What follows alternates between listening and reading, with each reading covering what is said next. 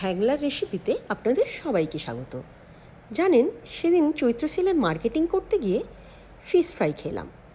এমনিতে ভালোই ছিল, তবে ফিশটা পেলাম না। তাই ভাবলাম আজকে বাড়িতেই বানিয়ে নিই ফিশ ফ্রাইটা। আর আপনারাও যদি এই পদ্ধতিতে বাড়িতে বানান, দেখবেন রেস্টুরেন্টের থেকেও বেশি ভালো খেতে হয়েছে, এটা কথা দিচ্ছি।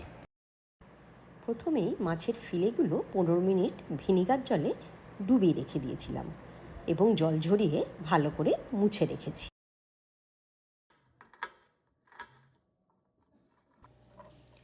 এবার পেঁয়াজ, আদা, রসুন, কাঁচা লঙ্কা, ধনে পাতা, পার্সলে পাতা সব টুকরো টুকরো করে কেটে নেব, দিয়ে মিক্সির জারে রেখে দেব।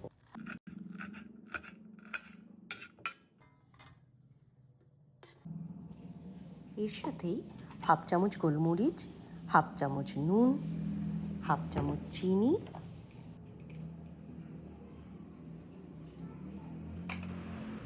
এক চামচ লেবুর রস আর হাফ চামচ গরম মশলা দিয়ে একটা মিহি পেস্ট বানিয়ে নেব।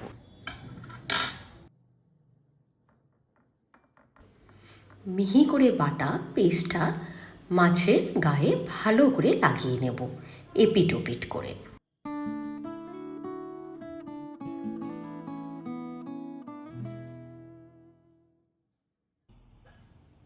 এবার মশলা মাখানো ফিলেগুলো ফ্রিজে রেখে দেব আধ ঘন্টার জন্য।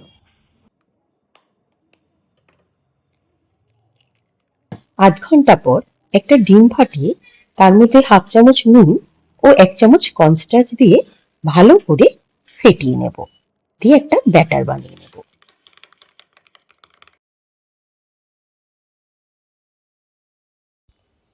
এবার মশলা মাখানো মাছগুলো ডিমের ব্যাটারটায় ডুবিয়ে ভালো করে মাখিয়ে রেখে দেব ফ্রিজে আধ ঘন্টার জন্য।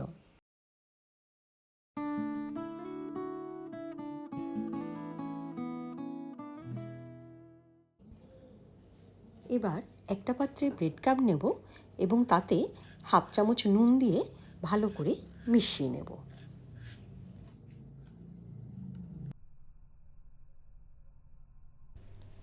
আর অন্য একটা পাত্রে ডিম ফেটিয়ে তাতে একটু গোলমরিচ মিশিয়ে রেখে দেব।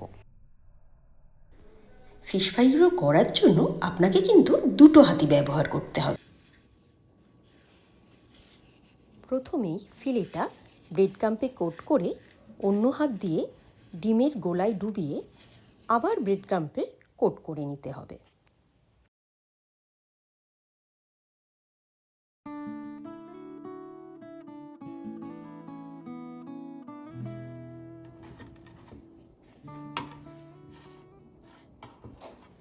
তারপর হাত ও ছুরি ব্যবহার করে আস্তে আস্তে চেপে চেপে ফিশ ফ্রাইয়ের শেপ দিতে হবে।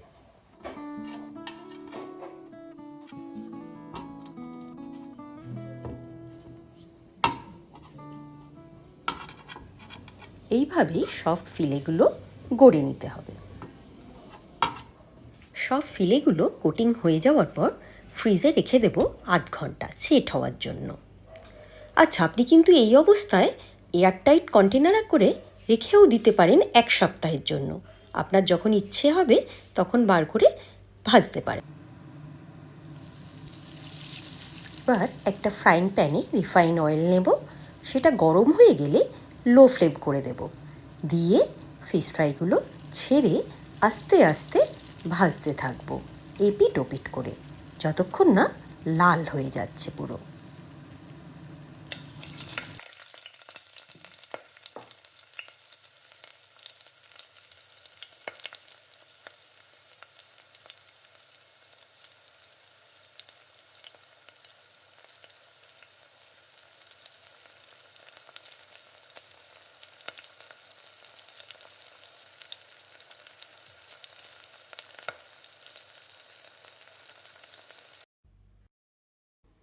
ব্যাস, ফিশ ফ্রাই রেডি। এবার গরম গরম এনজয় করুন।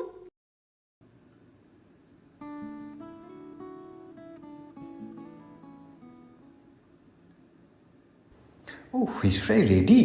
যা গন্ধ নাকে আসছে আর যা দেখতে হয়েছে! দাও দাও, তাড়াতাড়ি দাও। কিন্তু হ্যাঁ, আমার একটাতে কিন্তু হবে না, আমার দুটো চাই। কাসুন্দিও লাগবে, স্যালাডও লাগবে। মুচমুচে খাসা আর ভেতরে ভেটকি একদম ভর্তি। সন্ধেটা জাস্ট জমে গেল।